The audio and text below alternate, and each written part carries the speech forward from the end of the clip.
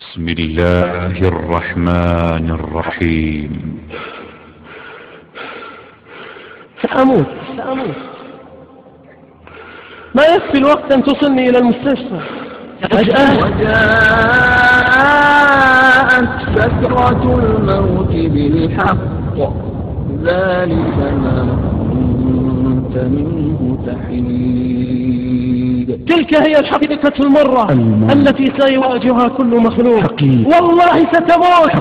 ما يريد ذكر الموت. إذا ذكر بالموت قال يا أخي غير الموضوع، فعل الله ولا فعل. يظن أنه سيخلد في هذه الدنيا، ما يريد أن يتذكر، ما يريد أن يسمع شيء عن الموت، يخاف، يظن أنه سيخلد. هذا حاد الممات يا أخير الغفلات، أصر الزاد وبادر مسرعا قبل الفوات. إنها رسالة إلى الذين يتمتعون بالشهوات. عش ما بدا لك، اسمع أغاني، انظر إلى أفلام ومسلسلات، اصنع ما شئت، اشتري رقص في طربك، والله ستأتي اللحظة ستنقضي أنت وشهواتك. إلى كم ذاك عامي عن أمور واضحات، وإلى كم أنت طارق في بحار الشهوات.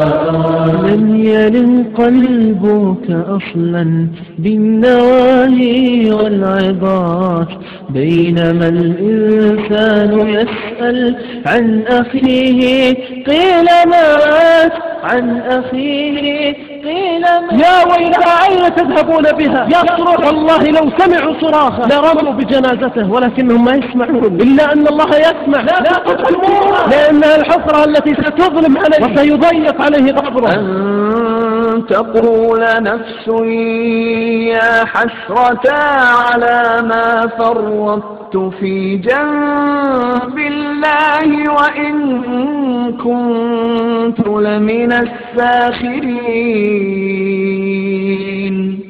أو تقول لو أن الله هداني لكنت من المتقين. أو تقول حين ترى العذاب لو أن لي كرة فأكون من المحسنين. لوحدك تعيش بين الديدان ينهشون في جسدك له، وستصرخ وأنت تسمع قرع نعالهم بعد أن دفنوه. أين تذهبون إن تتركون؟ يا فلان ابن فلان، لقد كنت في غفلة من هذا فكشفنا عنك غطاءك فبصرك اليوم حديد.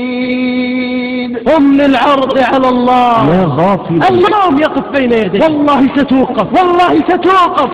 لماذا تركت الصلاة؟ ما هو العذر؟ لماذا نظرت إلى الأفلام؟ ما هو العذر؟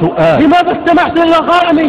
سيدقق معك في كل حرف سمعته حرام يا عبد الله. أعلنها واطلب الغفران ممن ترتجي منه الهباء. اليوم تعلنها توبة، أعلنها لا عودة بعد اليوم. يا نفس